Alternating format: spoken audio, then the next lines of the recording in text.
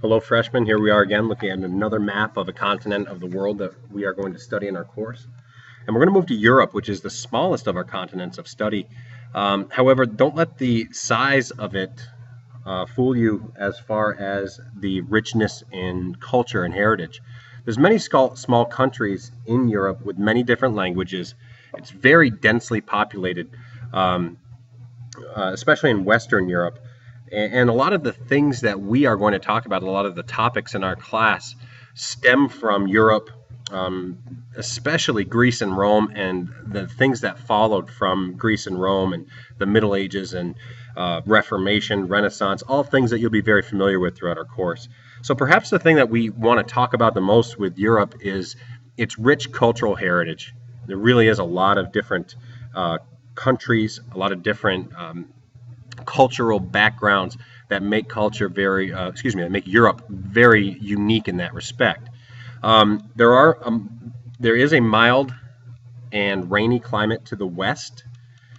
Let me get down here for you a little bit. When we talk about the west, we're talking about these areas here. And if you remember, when the Olympics were in Europe, in London, they dealt with some rain, especially during beach volleyball. Hard to play beach volleyball in the rain.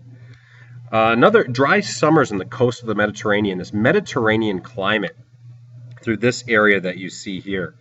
Very, very beautiful coastlines and nice weather, nice spots for vacationing, very beautiful coastlines and such. We'll take a picture walk in class and we'll actually look at those coastlines. Short, cool summers in the north, here in the Scandinavian peninsula, as you see right up here. Really short, cool summers. And obviously, the farther away one is from the equator, the cooler it is, and that is certainly the case in Scandinavia. A lot of forest, and perhaps the most significant physical feature of Europe that will see, is this huge plain. Great North European Plain is what we'll refer to it as.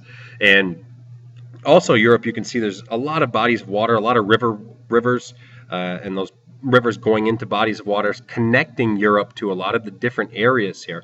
And you can see this Mediterranean connecting Africa, northern Africa here, to Spain, France, Italy, Greece.